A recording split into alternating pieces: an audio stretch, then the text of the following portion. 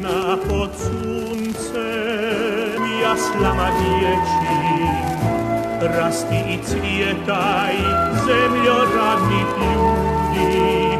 I neka mir nad tvojim ljudima vlada,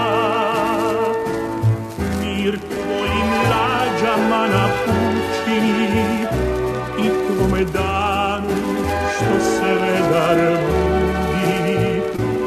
Rasti sretna da svi narodi vide, sa strana svih, sa juga i sjevera, kako se rađa i kako se voli, kako se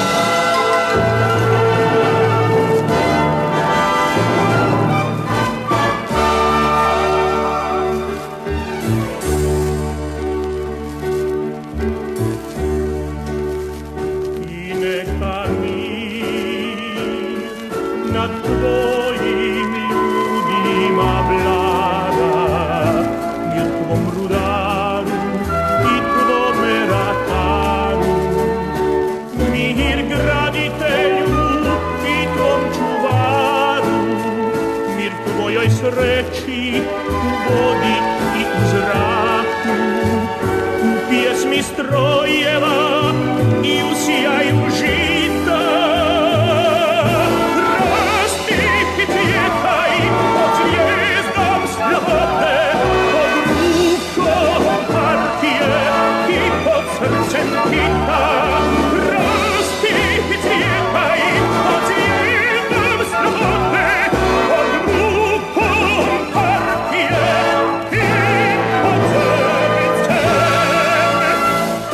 It's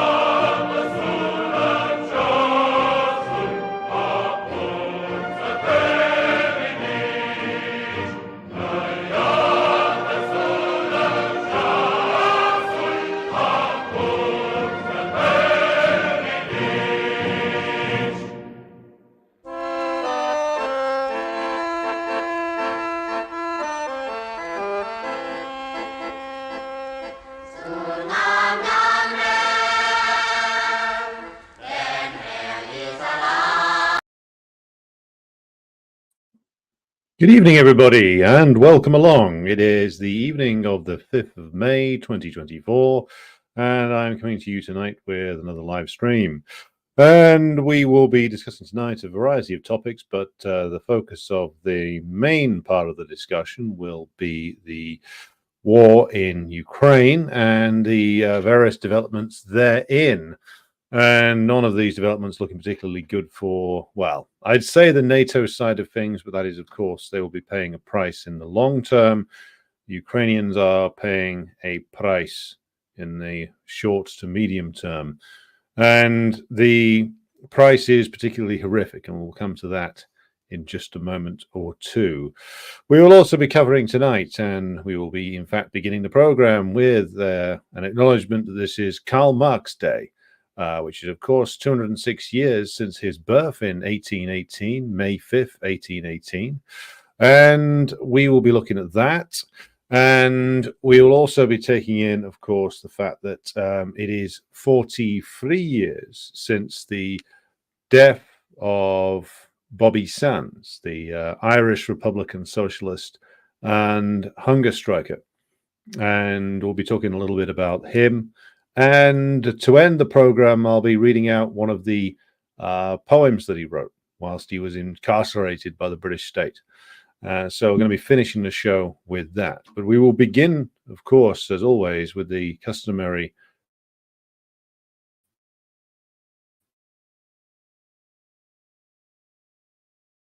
greetings of those who are in the so and 53 on YouTube. So be sure to like and share the stream if you haven't done so already.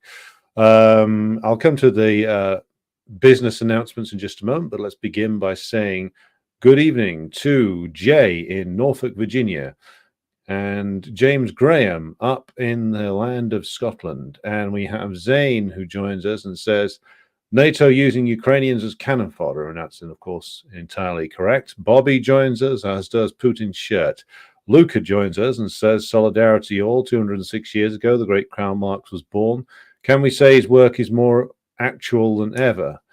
Well, I would say that his theories have been proven more and more correct as time has gone on. Like if you read read Capital Volume 1, read Capital Volume 2, read his analysis of the tendency within capitalism towards deindustrialization and destruction, his and Engels' identification of the tendency towards financialization. All of that is there from writing that was done in the 1860s. So this is only at the very, very beginning of the imperialist period in British terms. And of course, it was in Britain that Marx was based for the middle to later period of his life, and where he did the bulk of his writing. So his predictions with regard to how capitalism would develop have proven to be unerringly accurate. And we'll come to more about that in just a moment. But I would, of course, agree with Luca's point there. Unstable Genetics joins us. Albert Roundtree joins us. And Comrade Ian Foster joins us, as does Dr. Ahmed from Egypt. Rob from the wrong side of the Pennines joins us. And good to see you the other day, Comrade, at the May Day, of course, in London. And we have Ash, who joins us from the other end of the world. Good to see you here. And we have Jawad joining us, who says, good evening, comrade. Aaron Bastani and Navarre media are real pricks by every passing day. Well, yes, if you're not familiar with who this is, Aaron Bastani is a particularly odious character who has been around now for quite some time in the public eye. I mean, he popped up running this supposedly independent media operation over 10 years ago now, 2010 to 2011. Prior to that, he'd been a PhD candidate and a political associate of a man called David Miliband. Now, if you're not familiar with who David Miliband is, he is a long-term asset of US imperialism, former British Foreign Secretary, collaborator with the Bush administration's torture program, and general all-round absolute stinking pile of human garbage. Son of a Marxist intellectual, of course, associated with the Trotskyite tradition, Ralph Miliband. Brother to Ed, the hapless Wallace lookalike, i.e. Wallace from Wallace and Gromit, and former Labour Party leader. So Aaron Bastani comes out of that corner of things. I believe he was a special advisor to David Miliband for a little while. A man who is, of course, then pops up as a supposedly independent, radical journalist, media commentator, forms Novara Media, was associated with, though I don't know if he organized this, the UK Uncut protest, which is a particularly useless and fruitless endeavor, which involved people running around to Vodafone and various different shops that didn't pay or evaded or minimized their tax bill and doing sit-in protests at them. That was something that got him particularly famous about 13 years ago now. He's one of these typical characters on the British left who poses as the great radical, but is in actual fact a guy who is desperate to be embraced by the establishment, and his career trajectory has typified that ever since. I remember very well because we used to follow each other on Twitter when I ran another account, because he got famous by associating himself with the student movement of 2010 to 11.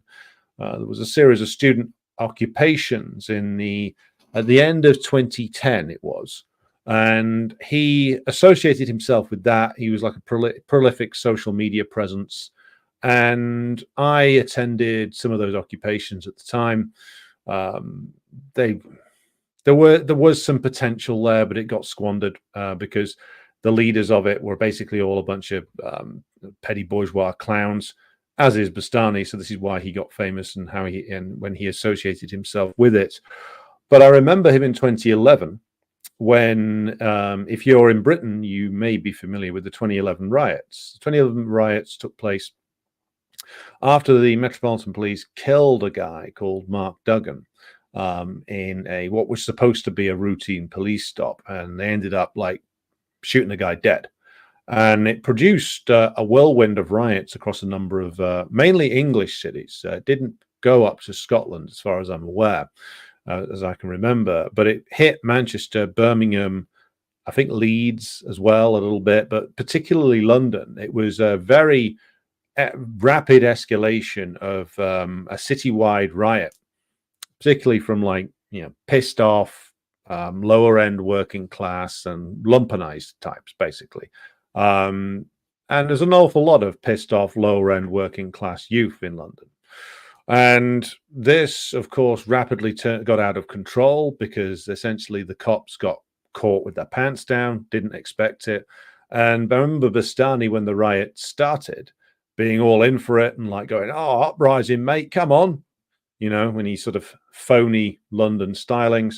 And as the evening wore on, and as it became obvious that the state forces weren't able to control the situation, his tweets became more and more panicked. I don't know if you can still find these, but I remember these quite clearly. His tweets turned from going to saying "yeah, uprising" to "oh my god, this is getting a bit close to home. Why isn't anybody stopping this?" And yeah, he suddenly became less keen on this uprising the closer it seemed to get to his own postcode, which is fairly typical for men of his particular station in life. So yeah, he's always been a phony.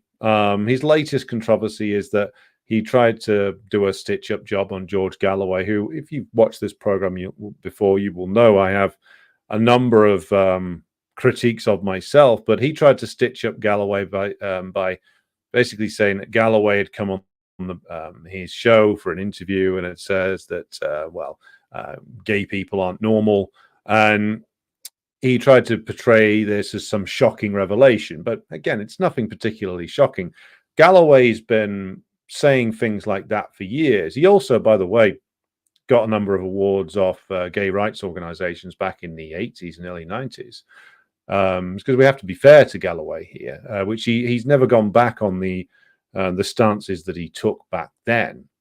He's lent into the social conservatism more as time has gone on, in my view, in an opportunistic fashion. But nothing Galloway said in that interview was particularly new or particularly revelatory if you followed him, as many do in his programs. Not only that, I mean, Galloway describes himself as a typical Catholic, and of course, Aaron Bastani is supposedly a Catholic. So, if we're talking about views on homosexuality, then Bastani might want to check out the views, both historic and current, of the hierarchy of his own church, including the views of the Pope himself, which he's tried to, of course, soften and massage these days. But the view of the church is still as it has always been with regard to homosexuality, gay marriage, things like that. So either Aaron Bastani has been baptized into a church, the doctrine of which he doesn't take particularly seriously, well, that's a possibility, or he's just doing a sort of sleazy sensationalist hit job in order to essentially curry favor with establishment interests to further ingratiate himself with them, which again is perfectly possible. Either way, the man's a slimy bastard. And when you put together that and the fact that he was essentially endorsing the arrest of free women on terrorism charges for wearing basically T-shirts with paragliders on them. So the man is at best a gatekeeping asshole who seeks to police what is an acceptable opinion to have in left circles. At worst, he is something far more shady than that. And there are those who suggest that Navarra is aligned with certain forces that are, or organizations which are funded by the British, American, or German state. The full picture of that, I don't know, but I'm going to stick for now with what I do know, which is that he's an opportunist. His political theories are junk. And if you tried to follow him to get to some sort of comprehensive analysis of society, you'd end up very confused. And perhaps that's deliberate. Certainly not somebody to be taken too seriously. A fake, a fraud, a phony, an opportunist, a man who seeks ultimately, my guess would be, a safe seat for either the Greens if they're going to be big, or if Labour makes some sort of comeback, then he wants to get in with them. Basically, not somebody to be trusted. Right. Roddy, good evening to you. Davey, good evening to you. Chris Casserole says, good evening from Golders Schmulders, North London. Is that Golders Green? Paul says, good morning, comrades. Here's to Mark. Looking forward to hearing about Bobby Sands. Zane says, it's morning in my country. Oz, good evening to you. CJ joins us from Richmond, Virginia. We've got Boyo joining us from London. We have Tristan in Maryland. We have Clinton greeting us from London. We have Brown Shuri, who says, greetings, comrades. Still haven't learned from their Nazi history, Germany. Well, I mean, if we're talking about histories still being, informing the present, I mean, I'm speaking to you from Perfidious Albion. And greetings to Peter, by the way, who also joins us from Perfidious Albion. And the British ruling class have not only learnt nothing, they have in fact forgotten everything.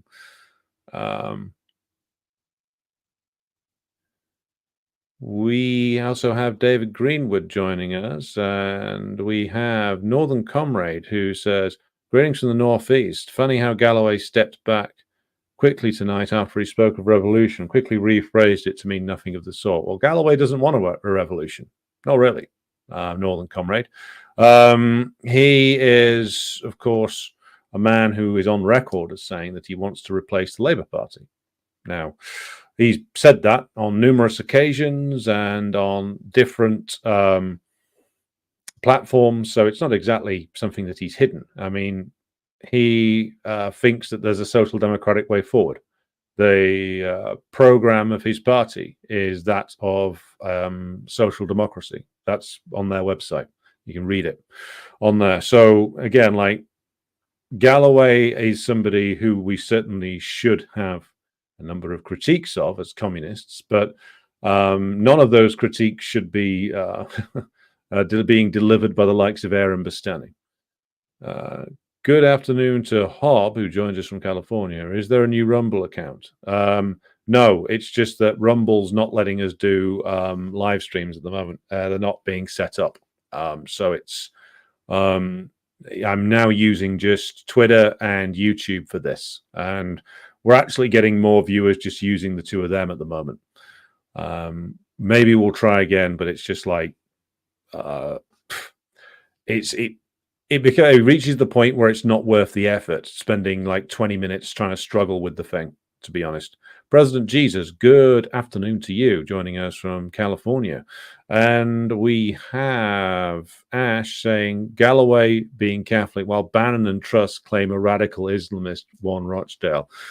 Well, I don't know. Bannon, I wouldn't trust as far as I could chuck him, and Truss is a fucking moron. I'm sure you all know this. I mean, the level of dishonesty and madness coming out of these reactionary circles these days, it's like they are now back to where they were immediately after like 9/11, which I can remember.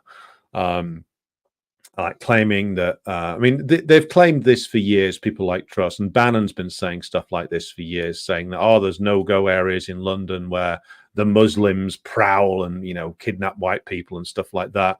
It's like, there's dodgy areas of every city which are more to do with crime and things like that rather than anything else. But the consistent claims of these reactionaries that, like, it's some sort of caliphate taking over Britain. This is just nonsense. And of course, Sunak picked it up under pressure from the ultra reactionaries in his own party. And of course, it didn't do him any good.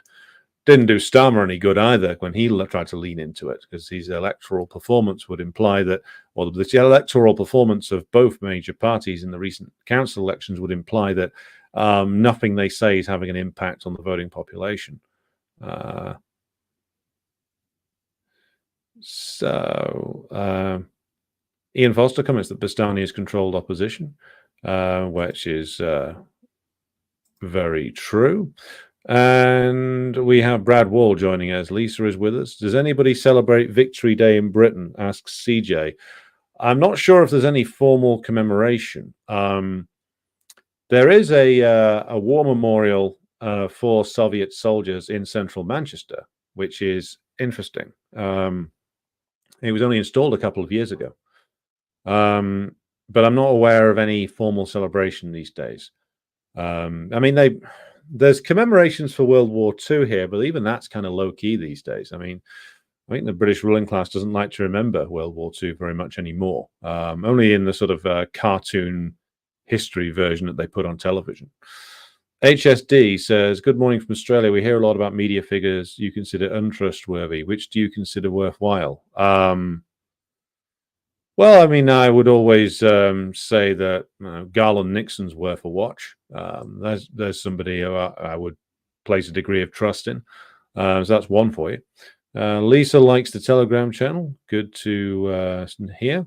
Michael says they have nothing in their whole imperial arsenal that can break the spirits of one Irishman who doesn't want to be broken. Bobby Sands. Good point. Good morning to Banana Bender, who's joined us from down under. So yes, already said a little bit about the 206th anniversary of the birth of Karl Marx, but I'll just follow it up by saying every single thing that has been written since Marx's death, and even before it really, every single work of philosophy or economics or analysis of history is, whether the writer knows it or not, a response to Marx and Engels and the doctrine of scientific socialism that they created.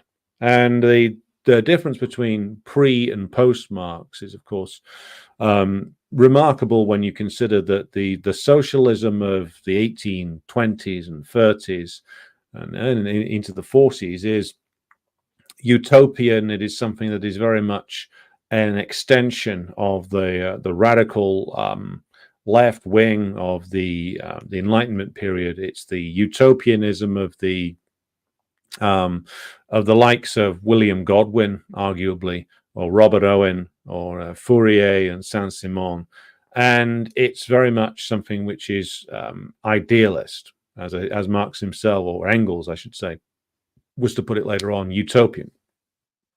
Marx is not only the person who put it on a scientific basis, but who actually manages to achieve a number of remarkable breakthroughs in terms of the analysis of political economy, drawing upon, of course, the works of so many that had gone through the Enlightenment period, in terms of working out the rational core of Hegel's system of thought, in terms of his ability to analyze, as I said earlier, the trajectory of capitalism.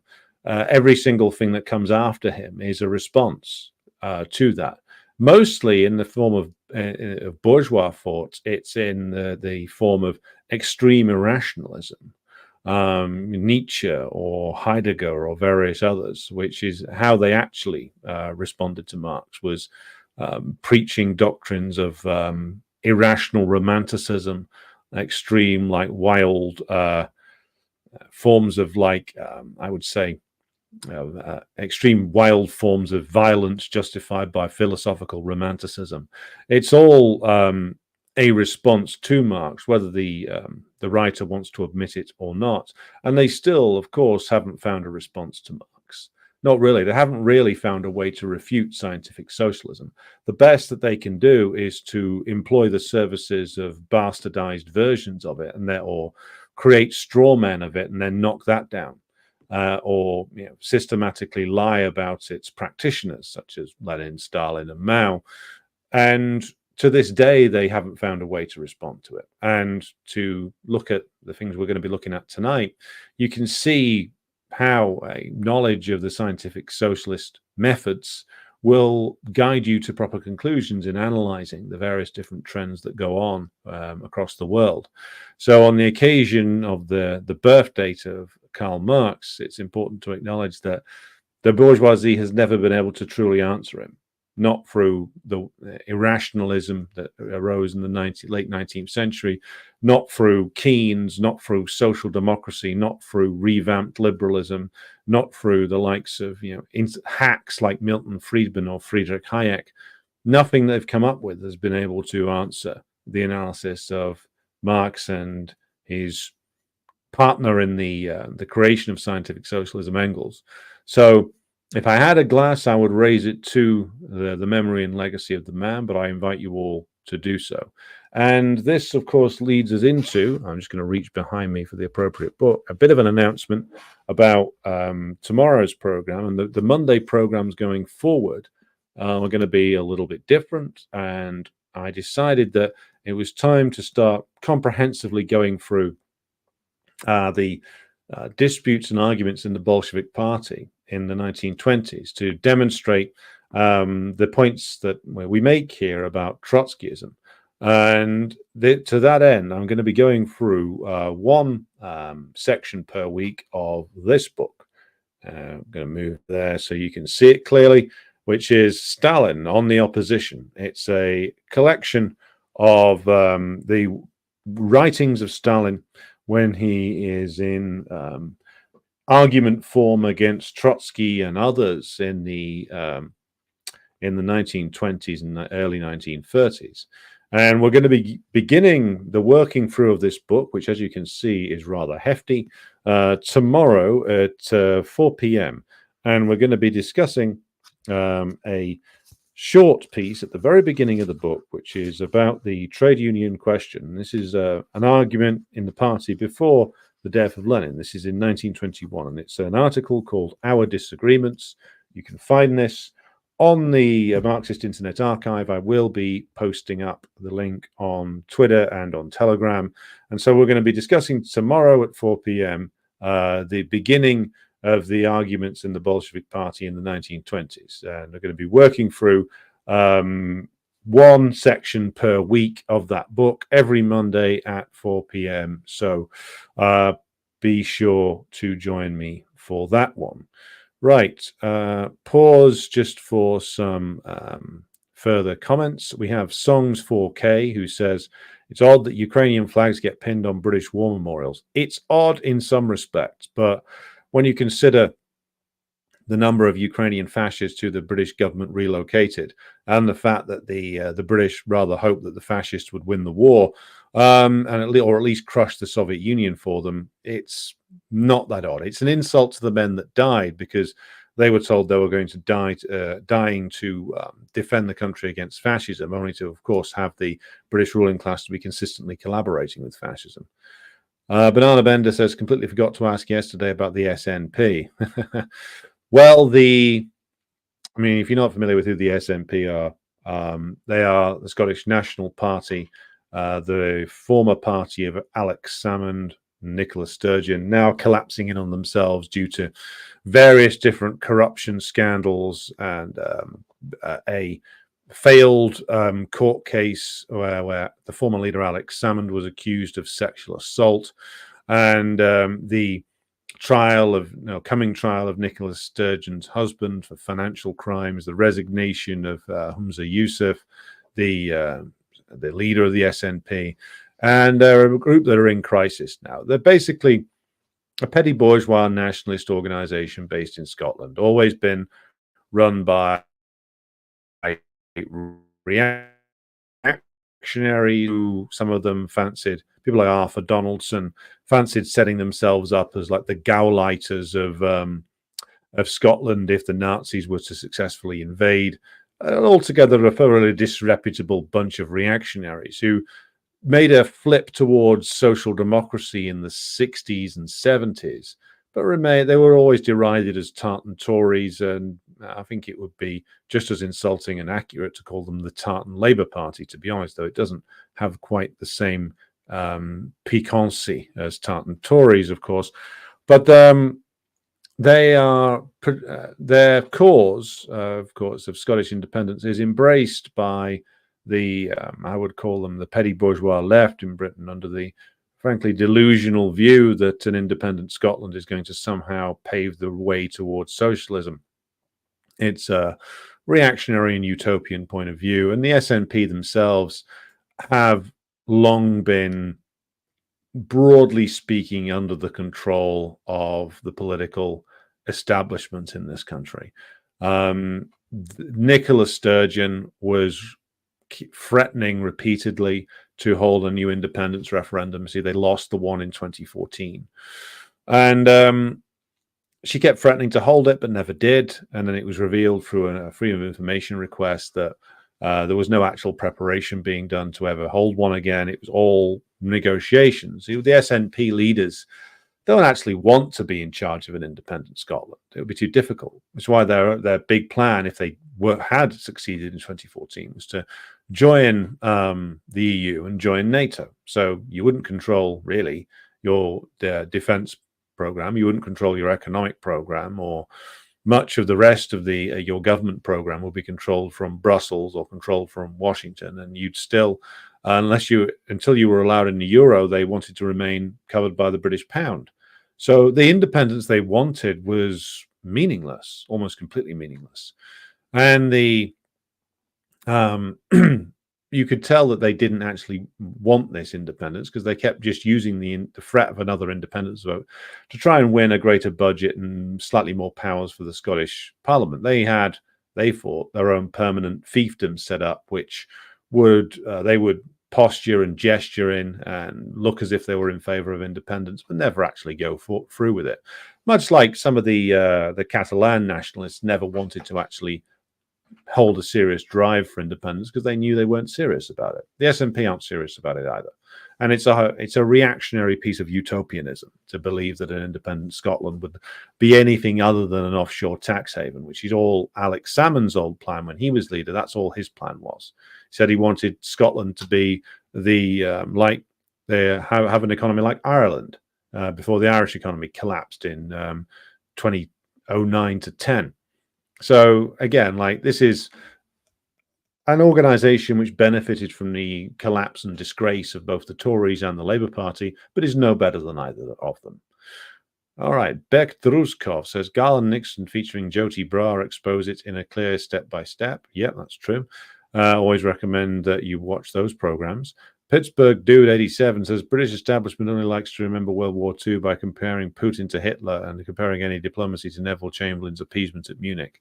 But of course, Neville Chamberlain was expressing accurately the point of view, or the dominant point of view within the British ruling class, which is that Hitler had to be appeased in order that his appetites would turn towards the east, and that the Nazis would knock out the USSR, and then the British would be able to easily finish off a war-weary and exhausted German imperialism after that. That was the plan. And there's an argument to be made that it remained the plan even after the British government had signed a formal alliance with the USSR. It's the reason why they held off on a second front for so long. And the only reason they did D-Day and the invasion in the end was after they were sure that the Nazis were going to lose, and so dashed onto Europe to make sure that they grabbed the western part of it. So the British ruling classes' so-called histories of World War II are just cartoon shit. They really are. Grassy Knoll says, good afternoon from Seattle, Washington, comrades. Jay says, Garland Nixon seems to be a Leninist, but won't come out right out and admit it. And that's okay. He's attempting to draw in an audience from various political perspectives. Yeah, he's probably been influenced by his long conversations with my comrade Jyoti on that, and he wants to express it in a different way, as Jay says. That's fine with me. Zane says, it seems ruling class parties in the US and UK are willing to lose this year's elections to show loyalty to Israel and Ukraine. Well, I don't think it's really about either loyalty to either, but we'll come to that in just a moment. Banana Bender says, incredible to think Marx wasn't even remotely finished his analysis before he died. Yeah, there was at least another possibly two more, arguably several more volumes of Capital to go. I keep seeing different estimates as to how many were originally planned.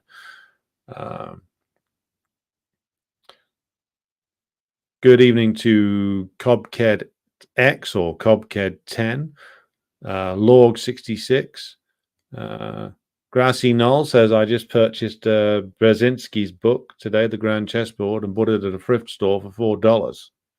It's probably not worth $4, but do let us know what the results are if you're reading it. Almir says, China in the 21st century, capitalism or socialism? It's not a pub quiz, mate. I'm going to have to come back to you on that one in the future China programs. There will be China programs to come. I know I keep promising it, but I'm finally getting around to actually scheduling them soon. Rob says, excellent timing. We've just been gifted a copy of On the Opposition. Yeah, this is going to be a fun read. Steve says, I think Garland Nixon is becoming radicalized by Jyoti Brar one Friday at a time. Well, that's a good way to put it. AJ Williamson says, it was really in the late 80s during the anti-poll tax campaign that the SNP reinvented themselves as a leftist social democratic type party. Yeah, they moved slightly to I think that some of their members were going more in a social democratic direction. I think it was from like in the 60s and the 70s, certainly. But when the Labour Party declared itself to be New Labour and abandoned pretenses to sort of being a social democratic type party, they opened up space for the SNP, because the SNP, I think, claimed some of the old Labour Party voting base, particularly like the petty bourgeois leftists, all went to the SNP and the Scottish Greens. But yeah, you're right about the poll tax being an inflection point. Songs 4K says the Galician SS UPA were adopted by the Western Allies. NATO absorbed all the successors to the SS, quote unquote, nationalist collaborators. Yeah. Solidarity to Muzzle Paint, who joins us. Zane says Chamberlain was buying time as he started a massive rearmament program. That's an argument that's made, and I don't think it's an accurate one. They were wanting to rearm themselves, yes, but in order that they could finish off whoever the winner was out of the USSR and then the Hitlerite Germany. Not a Pacifist says hello. Guy joins us from Sao Paulo. Albert says Churchill proposed Operation Unthinkable, which was to ally with Nazi soldiers in order to defeat the Soviet Union, and was defeated partially by the fact that the large elements in the British Armed Forces refused to follow orders and wanted to get demobilized. Also, it was largely it would have been an impossible operation to actually carry through. They wanted to carry out large-scale nuclear bombing of Soviet cities, which shows just what these people were really all about. There's no real, when it comes down to it, in terms of murderousness, there ain't that much difference between Hitler and Churchill. Not really. If you look at Churchill's career, he's just a slightly more refined version of the failed Austrian watercolor artist. And that's before we even get into his track record in the empire. So moving then to imperial, should we say, entanglements, we move to looking at what is going on in Ukraine, because of course we've got a lot going on up there across there at the moment. We have a series of Russian advances, and it's important to remind ourselves, I subtitled this in my notes, it's all about Donbas, and it certainly is for now, because the bulk of the Russian attacks aren't coming in. There's some activity around Kharkov and hints of some kind of reoccupation of the land the Russians abandoned there almost 2 years ago now. And the picture that emerges is one where we can see that the Russians are focusing their activities on Donetsk, and the final pushing out of the Ukrainians from Donetsk is their immediate priority, and it's remained their priority throughout all of the Ukrainian offensive last year, and throughout this year. The slow moving through Donetsk has been the focus of the Russian activity, and it has been for quite some time now. It's important to revisit the tactics that were going to be used and were attempted to be used by the NATO forces in Donbas, going back all the way to 10 years ago. And as was commented upon by, I think it was Armchair Warlord on Twitter and Will Shriver, American commentator, both had perceptive comments on this today and yesterday, which is that the NATO forces from 2014 onwards had the idea that they were going to lure the Russian forces into a trap, particularly after the signing of the Minsk II and the build-up of the Ukrainian forces by the NATO forces led by the US imperialists. The idea being, as Will Shriver points out in his tweets on this, which I would encourage all of you to follow him and Armchair Warlord, very, very perceptive analysts of the military situation on Twitter. He made a good point, which was that the NATO plan was to build a series of fortified defenses in the Donbas, in Donetsk in particular, with the idea that they were going to get the Russians to essentially dash themselves to death on them if the Russian forces intervened. And of course, this was the plan. Certainly, it was the plan in 2022. And in the early part of the special military operation, when the Russians were actually carrying out rapid maneuver warfare, shall we say, and were sending columns of men deep into Ukrainian territory, capturing large areas, and of course, getting a lot of prisoners taken themselves, this appeared to be something that might work. So the idea was, and again, we have to link this to the political objective, which is, and again, we always go to the political objective, which is that they wanted to destabilize the Putin system and cause his fall from power, and ultimately the collapse of the system that he has been at the center of since, 1999. And the idea being that the Russians get stuck on these massive fortified areas, that they lose large numbers of men, that this combined with the sanctions destabilizes the Putin system, and you have some sort of overthrow, palace coup, whatever you might want to call it. And this is the way they wanted things to go. The idea was that they were going to then demoralize the Russian armed forces, destabilize the Russian economy, and the combination of a demoralized army, which couldn't advance because it would have been battered by dashing itself to death on these big defenses that they'd built in Donbas, and again, the economic chaos that was caused by the sanctions would be enough to trigger the collapse of the Putin system. This was their idea.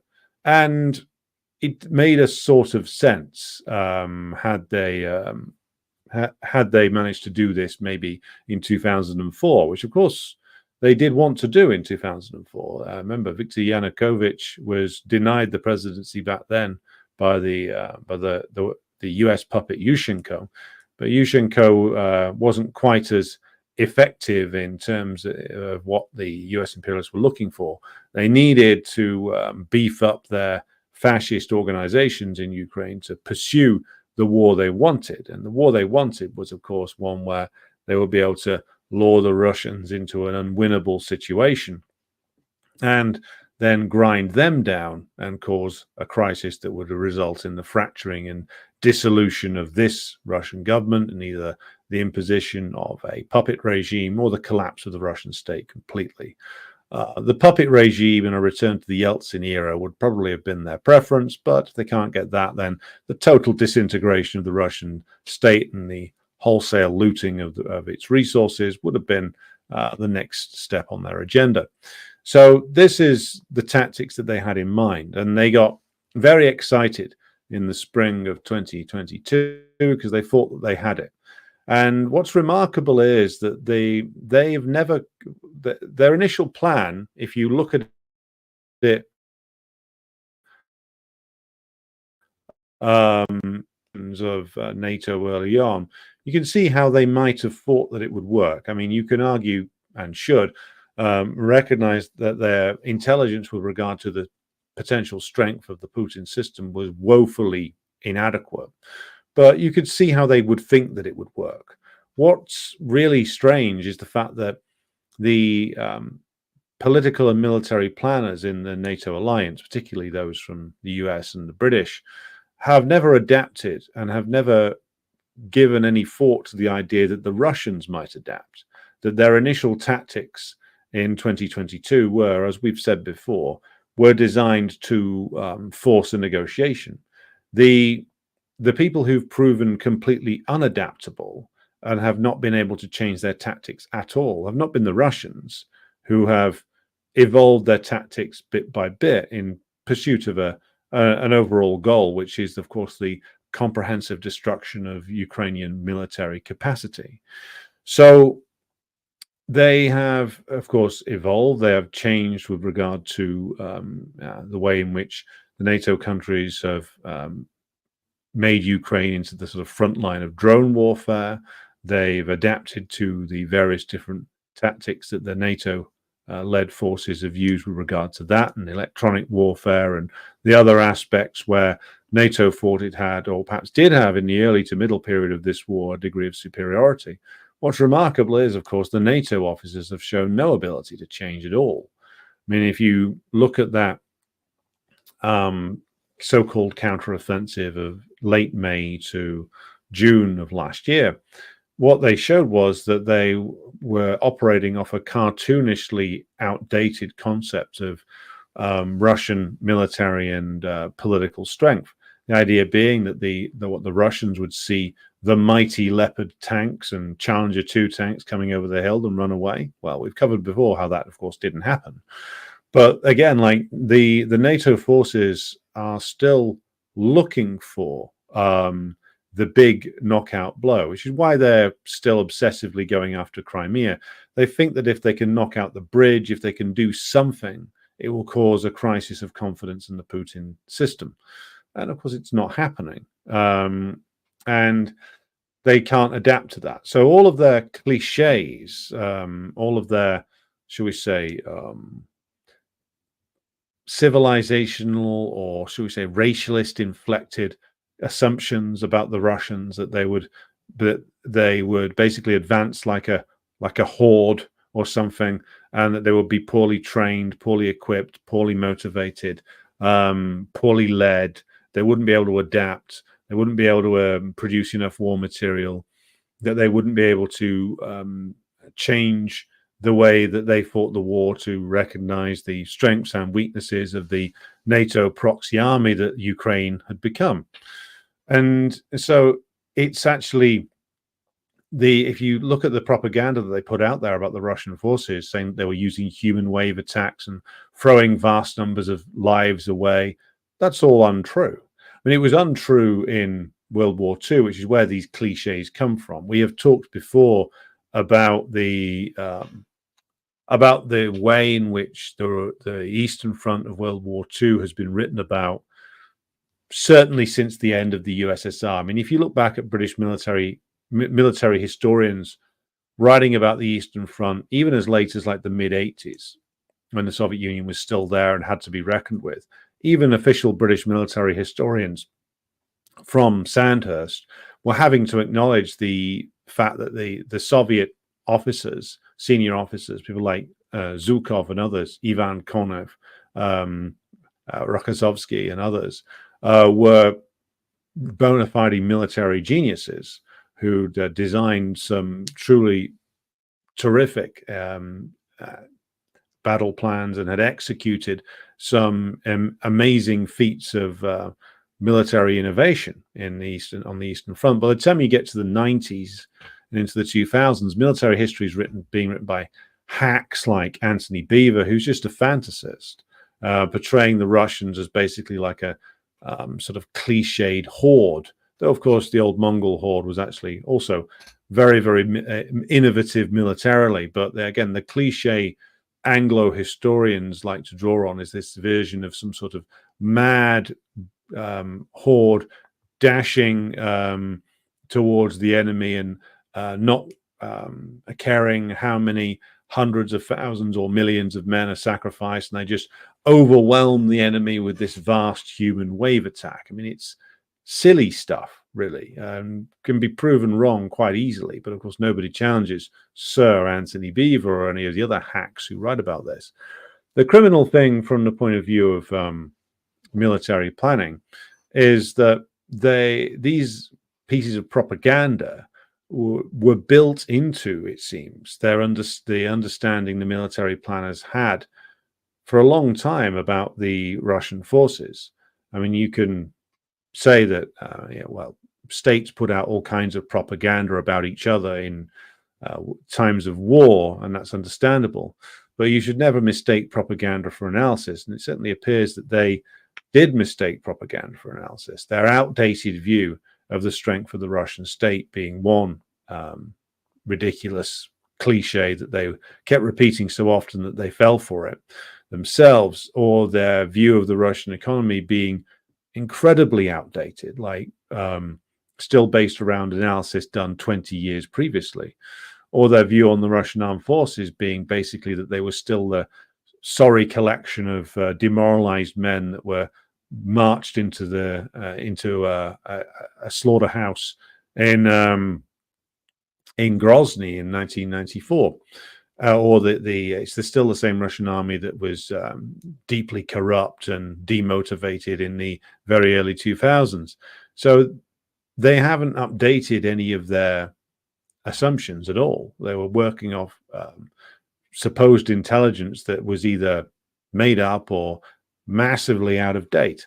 And now they're facing the reality, which is, of course, that the Russians are breaking through everywhere, that they, rather than charge their men into the fixed and fortified positions that the NATO proxy forces had in Donetsk, they've concentrated on destroying the armed forces of Ukraine, destroying their fortified positions, and doing this slowly over the period of many, many months.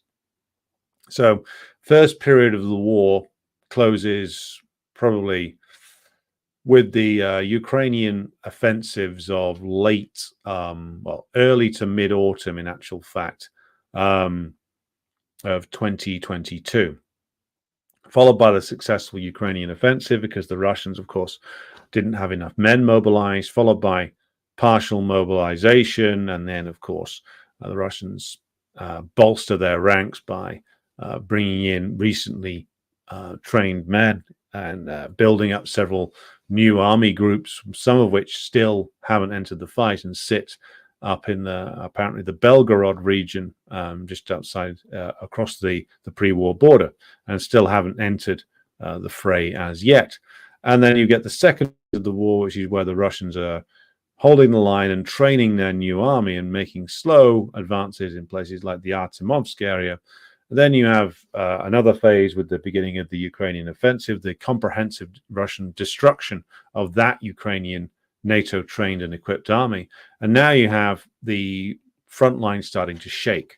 And you can see the Russians starting to punch more and more holes in the Ukrainian defenses, the various NATO officials and European leaders starting to look rather sweaty as things start to unravel.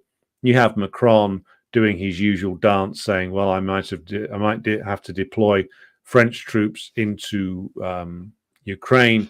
I've seen numerous stories about this. Asia Times has run an article a couple of times saying that there's 1,000 French troops in either going to be deployed to Odessa or have already been deployed in Donetsk. I keep seeing that, but again, there's two things I would want to point out. The first being that the French forces have been there in Ukraine since the beginning of the special military operation. They've just not formally been acknowledged as being French forces, like the men who've served there from either French regular army or French Foreign Legion have formally not been serving as French soldiers. Of course, we all know they are. They've just been called mercenaries. Same with a lot of the British, same with a lot of the Americans who are there. They have, formally speaking, left the service of their countries. They're taking a career break or something like that. And so there's been plenty of French soldiers already killed in Ukraine. They've just not formally been acknowledged as being French soldiers. So the difference would be that sort of legalistic get around would be dropped if these forces were indeed deployed. But again, if the report is true, and I have my doubts about whether it is true that these formally deployed 1,000 men to Ukraine. Well, what the hell good is that going to do? Macron himself acknowledges that he's engaged in an act of bluff, strategic ambiguity, as he calls it. The idea being that, well, this will surely intimidate the evil Putin. You won't dare fire upon the glorious French army that hasn't won a war since, when is it? Again, their record's almost as bad as, equally as bad as actually it's worse than the British Army, because the British Army can at least claim a win over the demotivated conscript army of Argentina in the Falklands War or the Malvinas War. The French army has not won a war since when? Anti-colonial insurgencies prior to World War II, massacring civilians immediately after World War II.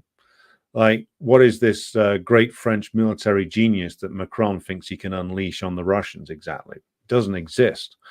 So, again, I think this is a case of bluff, but the reason why they're bluffing and waffling and making so much noise is because they can see what's coming.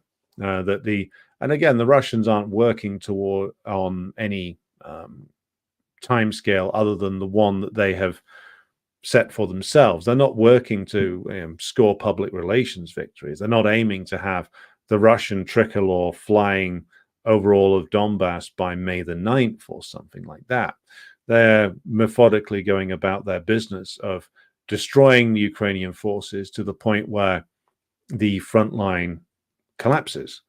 And they're not going to move in a dramatic fashion until they're sure, or as sure as you can be in these circumstances, that any advance is going to be, I would guess, rapid enough to knock out a considerable amount of the Ukrainian forces. Given that Ukraine is now arguably on its fourth army since the special military operation began. So what point does the end come? Well, in my estimation, the end will come towards the end of summer, perhaps, or the beginning of autumn of this year. The Ukrainians can't sustain this, and of course, the American imperialists themselves aren't going to deploy their own men to Ukraine. That would be a maneuver they wouldn't be capable of doing. And then would the European countries do anything?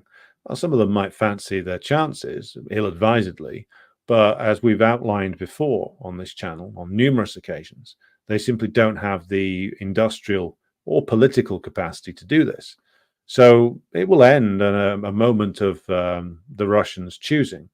Lukashenko made some interesting comments on this recently in one of his frequent meetings with Putin, where he was talking about how he knew that Ukraine, Russia, and Belarus will be reunited in peace soon.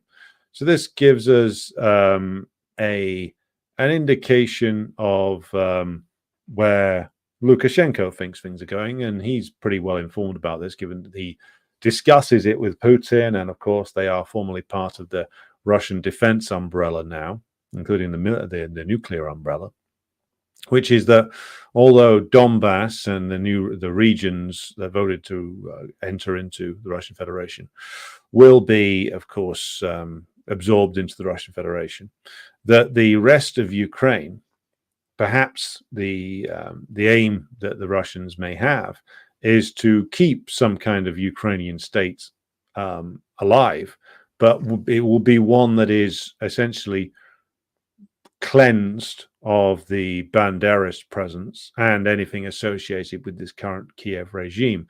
I mean, they have a number of Ukrainian politicians who, like Viktor Medvedchuk or Mykola Razorov, or the other characters who were in and around the Yanukovych party of the regions, who are all in exile in Russia.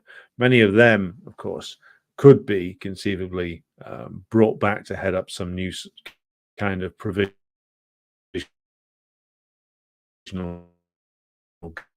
government. And it seems to be that this is something government might choose to pursue, the creation of a Ukraine that is aligned with some kind of union state along the lines that Belarus has. This might be the ultimate objective that they have in mind. It would solve a couple of problems for the Russians, which is that I don't think that they want to get into the business of trying to absorb permanently all of Ukraine. I mean, Western Ukraine is going to remain a problem, but and they will have to, of course, if they intend to take responsibility, even in the short term, they have to deploy their forces across all of Ukraine, if indeed they want to have a Russian-friendly government in Kiev, headed by someone like Medvedchuk or some combination of the characters that used to be in the Party of the Regions and other political formations that were friendlier to Moscow. Well, having a Ukrainian state there that, of course, is reconstituted, which certainly isn't going to be honoring the debts that the Kiev regime has taken out to the West, or has beggared itself in terms of mortgaging the whole country to US imperialism. Certainly, I don't think that any reconstituted Ukrainian government run from Kiev would be acknowledging the claims of BlackRock and others who will claim that they own various Ukrainian assets. I think that will all be a big loss for the Wall Street titans if such a reconstituted Ukrainian government comes about.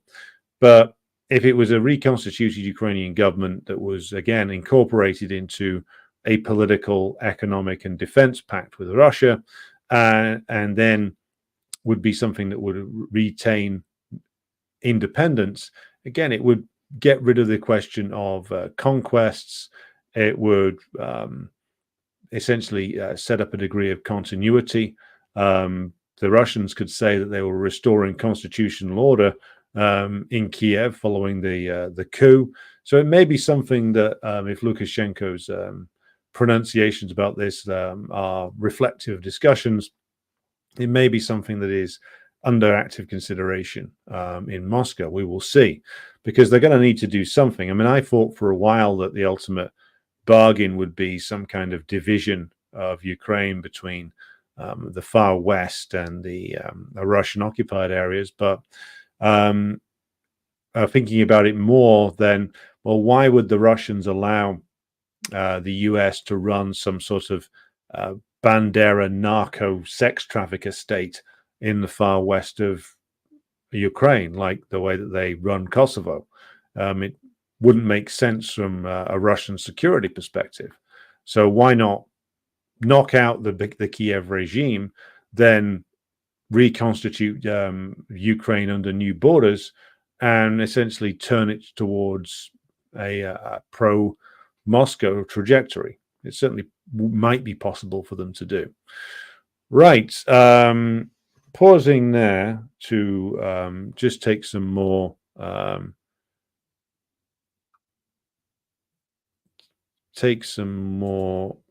comments. Right, where are we?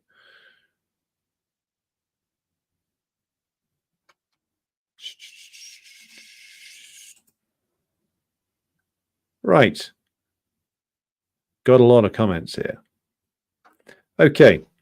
Starry Plow says SNP is fully Atlanticist ever since late Salmond era. 2012, they changed their NATO stance, so much different from Salmond opposing Serbian bombing in the 90s. Yeah, the closer they got to doing some sort of deal with the British ruling class, the more pro-EU and pro-US imperialist they got. A little bit like what's happening to Sinn Féin now in Ireland. Otis says, when talking of Churchill, you should spit. I'm not spitting on my my office floor, but I know what you mean. Songs 4K says, BlackRock and PIMCO want interest on loan repayments from Ukraine from now on. Fund managers want dividends for their customers now. Yeah, these guys aren't patient. I mean, they are. Well, they will beggar Ukraine. I mean, it makes the whole thing just look completely ridiculous. Like the idea that Zelensky and his clique are fighting for Ukrainian sovereignty when they've mortgaged the whole country over to companies like BlackRock, who aren't a charity, as I'm sure all those Americans who have to rent housing from them know.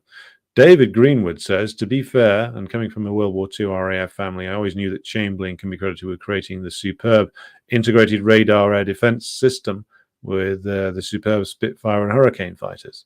Well, that's an interesting point. I mean, they, as I said, they were building up their arms capacity, and the British aircraft industry used to be one of the leading ones in the world, and they were innovative. It was all being built up, though, for ultimately a war against whoever would be the winner of what they thought would be a war between the Soviet Union and the Hitlerites.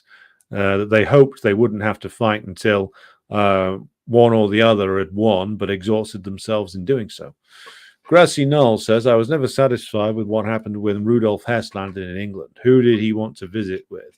And why was he confident he might be welcomed there? Well, he was confident that he might be welcomed by somebody because there was a very large pro-fascist contingent in the British ruling class who didn't want to fight a war against the Germans and who thought they could do a deal with them. And so Hess, parachuting in, probably thought he was going to be met with, I don't know, some representatives from the government. Again, I haven't read enough as to what was communicated to him, but clearly something was. The deputy Führer doesn't just jump in a plane. It was implied in a book I read years ago that Hess was a lunatic, and perhaps he was. He was certainly a man obsessed with various different aspects of devil worship, spiritualism. And I read in Molotov's memoirs that Hess was pretty obviously a pedophile as well. So a disgusting character and potentially a lunatic, but somebody who was a senior official in the Nazi party and wouldn't have just done this off his own bat. Clearly, he was in communication with somebody here. As to who that was and why it brought him here, I still don't know. Certainly something to be researched further. IMJK says, remember the proverb about Russia, slow to harness, quick to ride? Well, they've certainly gone about their business in a methodical fashion. You have to say that. Songs 4K says it's weirdly personalized strategy to embarrass or discredit Putin with deep strikes. It's not, I mean, yeah, the assumptions that they're making on this is they are completely out of whack with reality. I think that they just don't know how to do anything else. Like their plan was being built up not just over the last decade, but really over the last 20 years. I think that the turn against Putin happened very quickly. I remember Putin being on TV here 25 years ago, less than that, 24 years ago, literally early 2000s, the year 2000. He was on TV quite a bit in his more, pro-Western period, where he was saying, "Oh, don't worry about us. We're not bringing the Soviet Union back. We want to do business, etc." But it didn't take them too long to turn on him. The scare stories about Putin in Britain emerged very quickly. I remember them as early as like 01, 02, even when he was collaborating with George W. Bush in terms of aiding the American occupation of Afghanistan against the advice of his own military. But even then, they had made up their minds, the ruling class and their strategists in this country, that this was a man who they could not bear. This was a system that they wanted to discredit and attack and try and find ways to get rid of. Remember, the Litvinenko stitch-up was only 2006, and that followed the so-called Orange Revolution, which brought in Yushchenko in 2004. So they were already doing their operations in Ukraine, hoping to get a result there that would ultimately destabilize the Russian Federation. Because that's what the project in Ukraine has always been about. It's not, it's not about really getting a return for BlackRock, etc., from mortgaging off Ukraine to them, though that's of course part of it. It's much more about the bigger prize, which is control over Russian resources, and that's the plan that's been enacted over many, many years. It's a project that's been going since the early 2000s, and they were unable to adapt their strategies when it all turned out that their assumptions all turned out to be wrong. And they keep just trying the same thing now over and over again in the desperate hope that something will work out. And it's just obviously not going to now. But these people are discrediting themselves and have discredited themselves for quite a long time. It's interesting to see how impotent they are. Right, Zane says Soviet Union didn't even start to outnumber the Nazis until after Kursk in 1943. Good point. Albert says Chamberlain also handed over Czechoslovak gold reserves to Adolf. Yeah, you never hear about that one in the history books, do you?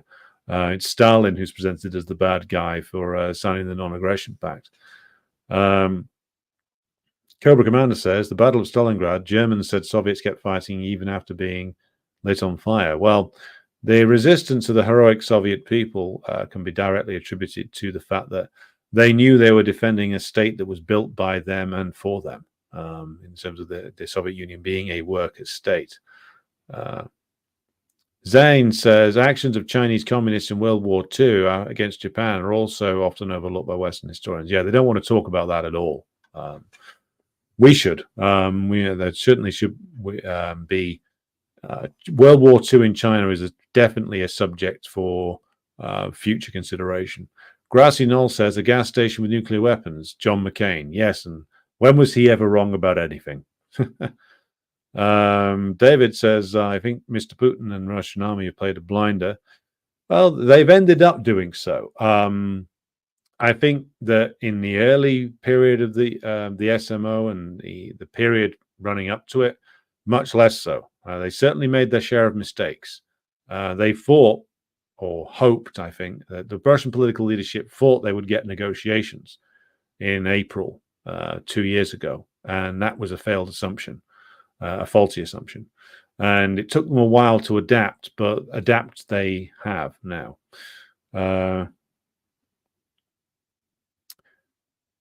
Dingo at Me Baby has joined us. Ian Foster says US NATO imperialists deceived themselves into believing that any hot war would be short. That's why they scuppered the peace deal. The decisive battle was economic. The result was Western humiliation.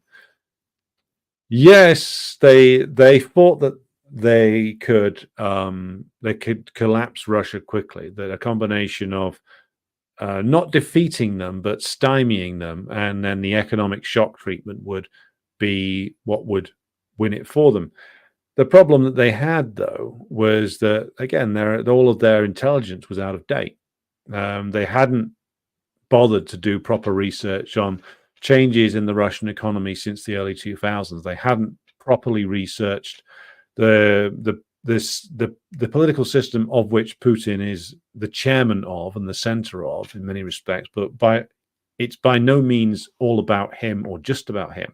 Again, you could have found this out by reading some fairly mainstream sources. I mean, Richard Sakwa, Professor Richard Sakwa, isn't exactly some sort of wild fringe character. He's a fairly well-established academic. They could have read his work, and he's written a lot on the Putin system.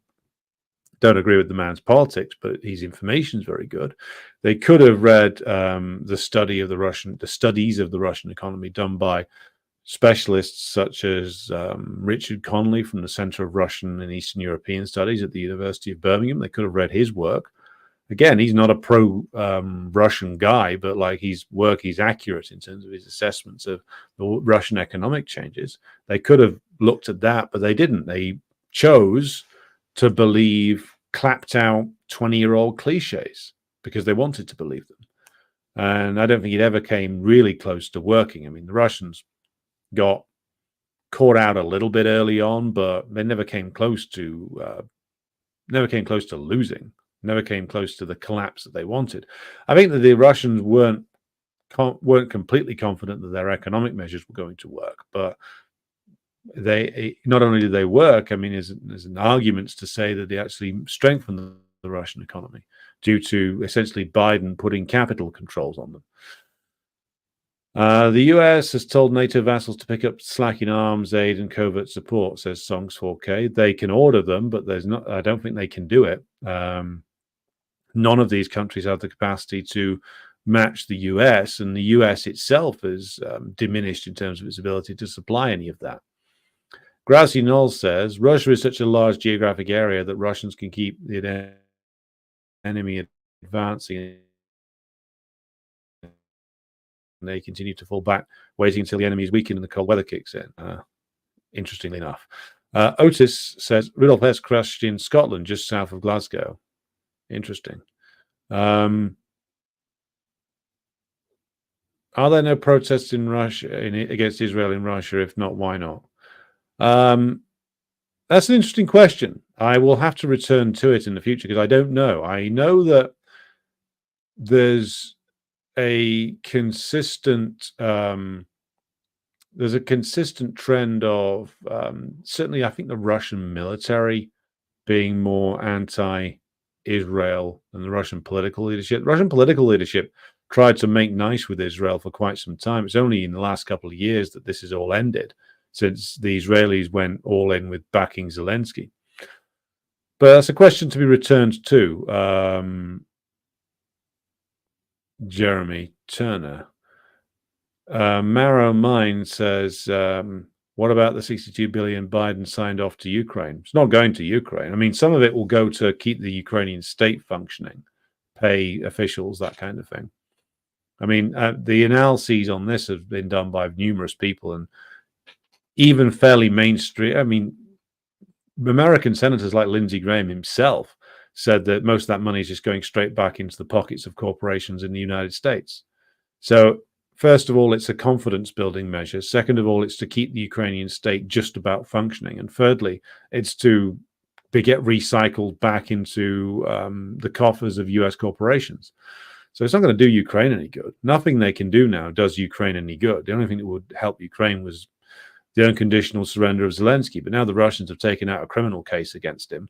He's going to be even less willing to surrender, fearing that he ultimately might be iced by his own allies or end up in a court in Russia somewhere on trial for terrorism. Trosti Magnuson says, good evening from the American vassal state of Iceland. And I say good evening to you back from the washed up former imperial master known as Britain. Bart joins us from Ontario. Otis says, Hess wanted to speak to the Duke of Hamilton. I think he was in Scotland, but don't quote me on this. Okay, gonna have to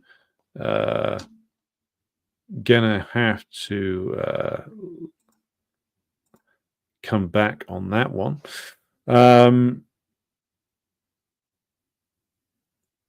Odessa is where Putin wants to get to re-establish Novorossiya, leaving a landlocked rump Ukraine. I've heard conflicting things about that. We'll have to see. We'll have to see. James Graham says, true, Hess landed just across the Clyde from me. Interesting. Songs 4K says, Bart says, are fascists usually interested in the occult? In my experience, yes. Met a few fascists over the years. Generally, they're men, some women, but a lot of men who are fascinated by like sort of cliched versions of like a sort of heavily romanticized and fictionalized Nordic histories. The fact the Nazis, like people like Himmler, were fascinated by the occult. Hess was. Hitler himself was, I think. It all, in my opinion, makes sense because it stems from a fundamental, like where like wild romanticism and irrationalism leads you to. I think Mussolini and people like that were possibly a little bit less so, but the Nazis certainly were all into that. All kinds of like occult stuff, like mythological stuff. Like I've met Nazis in the streets in Manchester and Birmingham and places like that who will like you can see they'll turn up with like Odin t-shirts on and various different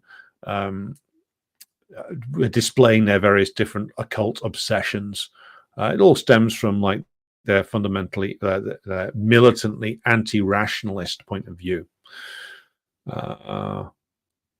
Songs 4K says the BBC lost all reason over Putin after he stiffed BP in some deal to buy out Rosneft or another oil gas giant. Yeah, that was the Khodorkovsky scandal. When Khodorkovsky intended to essentially aid the Brits in snapping up like Rosneft, and also they wanted to run Khodorkovsky against Putin, I think in 2004. And so Putin the Russian state just found a crime that Khodorkovsky had actually committed, which is tax evasion, and locked him up for it. And that made Putin more popular, not less. So that was a big deal for the British ruling class, and it all went to shit. So that was one of the reasons why they got more and more irrational over Putin. I mean, they'd already turned on him before then, though. They'd turned on him as soon as they realized that he wasn't prepared to essentially carry on the Yeltsin period. And I think that was partially because of his own beliefs, but also because of the balance of forces in Russia. The balance of forces was against the compradors, and so Putin had to reflect that.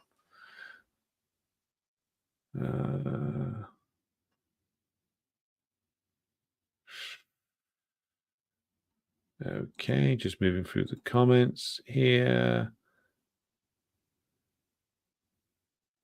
All right.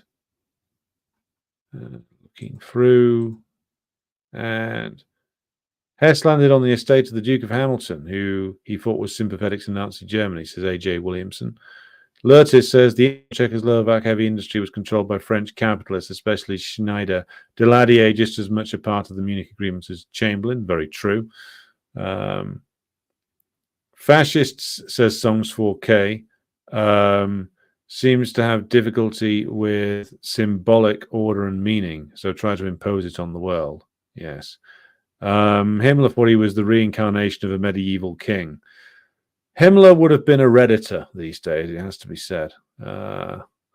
Right, okay, so other thing I wanted to mention also today was, of course, that it is 43 years since the death of Bobby Sands. Now, Bobby Sands, if you don't know who he is, was a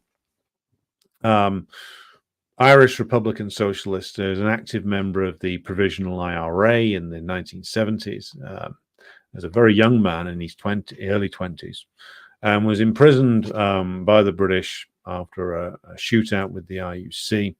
And he became globally famous after he died following the end of a hunger strike in 1981, in which he was on a hunger strike for over 60 days. And this was all about, of course, he and several others staged this hunger strike because of the withdrawal of political status for the Republican prisoners. Now, if you don't know what this means, this is, of course, this was a concession made earlier in the 1970s by the Heath government here, when the IRA campaign really began in earnest in the occupied 6 counties of Ireland. And this was a concession made to the Republicans and also to the Loyalists, but it's the Republicans we're talking about here. The idea being that they weren't going to be treated like ordinary criminals, that they were going to be allowed to wear their own clothes, they were going to be allowed to organize their own educational events and that kind of things, those kind of things. And this is something that was withdrawn not by Thatcher, though she maintained the policy. It's actually withdrawn by the Labour government in 1976. And it was withdrawn by a really repulsive character by the name of Roy Mason, former very right-wing official in the National Union of Mine Workers, became a ferociously reactionary cabinet minister in the Labour government of the 1970s. Essentially, it was the what was withdrawn from the prisoners in the occupied 6 counties by Mason was what's known as special category status, which was essentially they were treated as prisoners of war rather than as criminals. And Mason, under the instructions, of course, of the British security services, withdrew that and said they were going to be treated from now on as regular criminals. They were going to have to wear prison uniforms. They were going to have to do prison labor. And this, of course, caused ongoing protests from 1976 onwards. So you got non-cooperation with the prison regime by IRA prisoners and INLA, that's Irish National Liberation Army prisoners, and they would refuse to wear the prison uniforms. So they would go around either without clothes on or in just wearing their bedding as clothing. That's what they were called, the blanket protests. And eventually this came to form a political campaign with a series of demands, 5 demands, in fact. Now, let's read these out now. The right not to wear prison uniforms, the right not to do prison work, the right of free association with other prisoners and to organize educational activities, the right to 1 visit, letter, and parcel per week, and the full restoration of rights lost through protest. So the 5 demands that were put together by the Republican leadership in the prison system in the occupied 6 counties, they were haggled over for a while. There was talk of concessions being made by the British government, but this, of course, didn't materialize. So eventually we get to late 1980, and the Republican prisoners in what was then the Maze prison began a hunger strike. Now, there'd been, of course, hunger strikes done by Republican prisoners earlier on in the 20th century, going all the way back to the original Irish Independence War. And they decided to go with an organized hunger strike to press the demands. And this was, of course, culminated in 1981 with the death of several men, including Sands. And it became a battle of wills between them and the Thatcher-led government, though, of course, we must emphasize that this was a policy created by the Labour Party, and the Labour Party leadership fully supported Thatcher's stance all the way through the hunger strike of 80 to 81. So this is always the case when it came to the war in Ireland and the occupied 6 counties. The Labour Party was every bit as bad as the worst Tory leader. Like in the case of people like Roy Mason, they might even have been worse. So the Republican hunger strikers were on a number of them ultimately sacrificed themselves.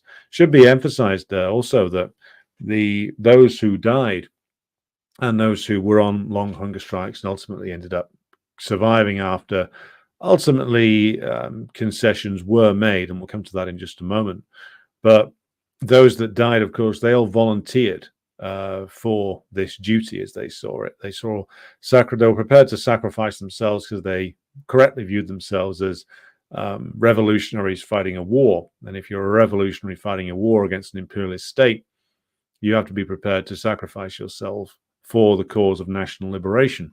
And indeed, the men that died in that hunger strike, most prominent of which is Sands, were prepared to do that. They were prepared to make that ultimate sacrifice. And that's, of course, something that various characters who call themselves revolutionaries to this day are incapable of understanding. So this is, we salute the memory of the Irish Republican Socialists who died in that strike. I'm just going to run through not just the name of Sands, but all of those who died on that particular hunger strike. So there's Sands himself, who was on hunger strike for 66 days and died at the age of 27. Francis Hughes, Raymond McCreish, Patsy O'Hara, Joe McDonnell, Martin Herson, Kevin Lynch, Kieran Doherty, Thomas McKelvey, and Michael Devine all died in that hunger strike. And ultimately, though, this was something that was successful. And part of the reason why it was successful is that while imprisoned and on hunger strike, Sands ran for Parliament, was put up for Parliament, because at the time, before they changed the law, there was nothing to actually stop a man who was imprisoned actually running for office in the parliamentary election. So he ran in a by-election in 1981, and as a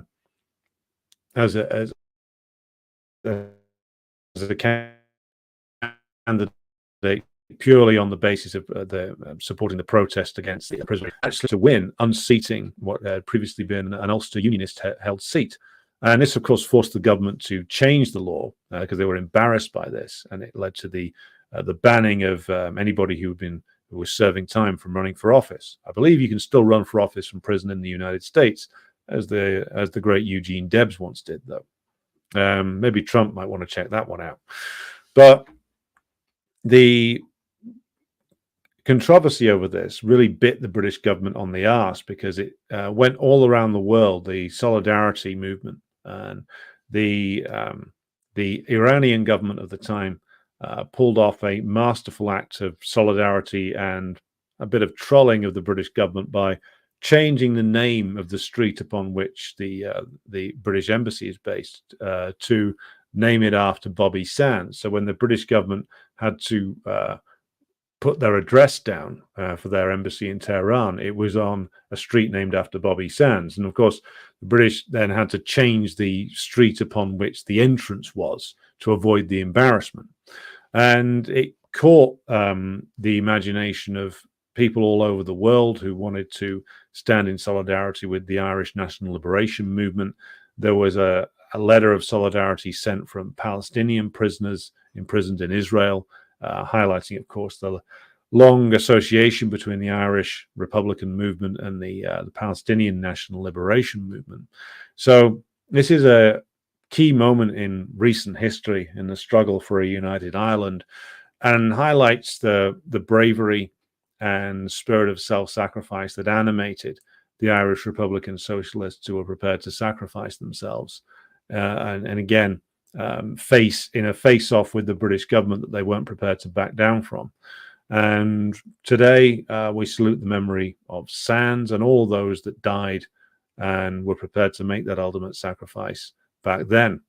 So I'm going to conclude the episode in a moment with something that I want to read out. So I'm going to just catch the last few comments, and then we'll move to the conclusion. So Lucas says, Russia is showing the world that you can go a long way with shovels and chips and washing machines. Yeah, imagine what you could do with a nuclear-powered shovel.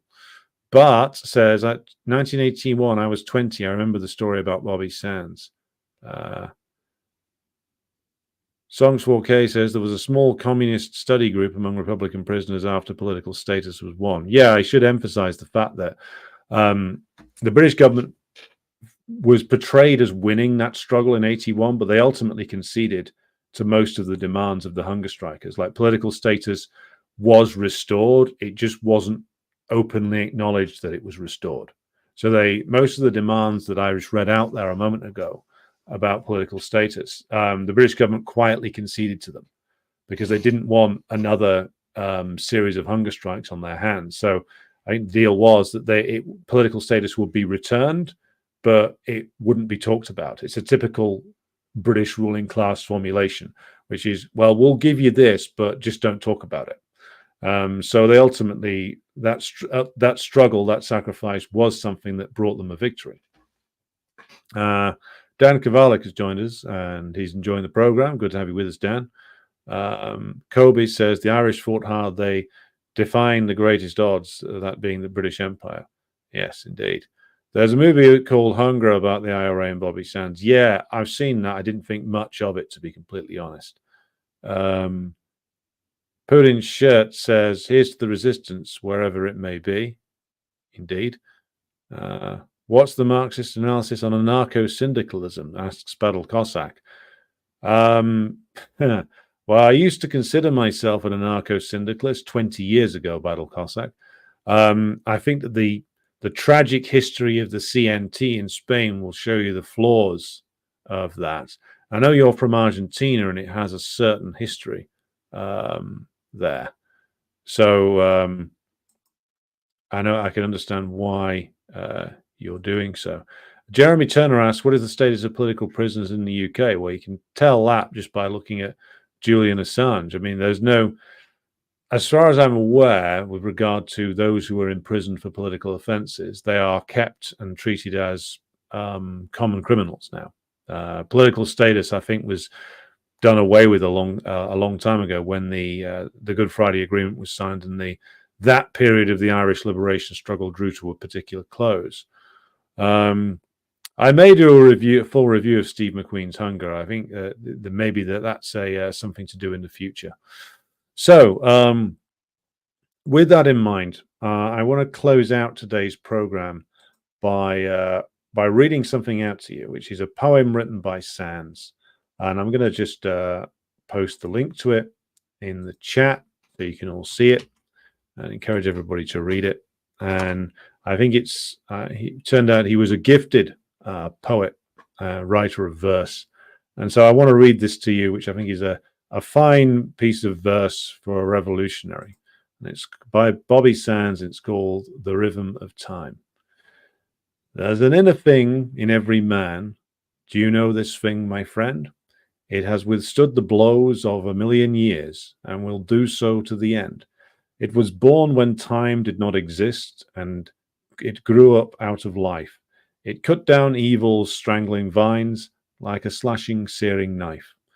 It lit fires when fires were not, and burnt the mind of man, tempering leadened hearts to steel from the time that time began.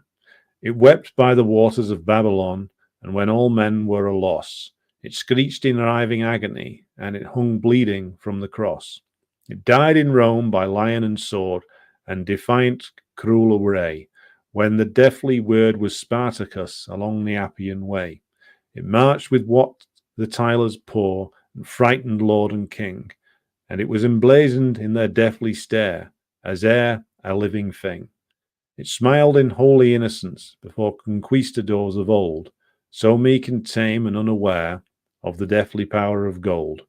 It burst forth through pitiful Paris streets and stormed the old Bastille, and marched upon the serpent's head and crushed it 'neath its heel. It died in blood on buffalo plains and starved by moons of rain. Its heart was buried in wounded knee, but it will come to rise again. It screamed aloud by Kerry Lakes as it was knelt upon the ground, and it died in great defiance as they coldly shot it down. It is found in every light of hope, it knows no bounds nor space. It has risen in red and black and white, it is there in every race. It lies in the hearts of heroes dead, it screams in tyrants' eyes. It has reached the peak of mountains high, it comes searing across the skies. It lies the dark of this prison cell, it thunders forth its might. It is the undauntable thought, my friend, that thought that says, I'm right. And with that, I will leave you for this evening. We salute the memory, the immortal contribution of the great Karl Marx and the heroic struggle of Bobby Sands and the other Irish Republican socialists who died in that particular battle 43 years ago. Good evening to all of you. Thank you for watching, and I'll be back with you again tomorrow.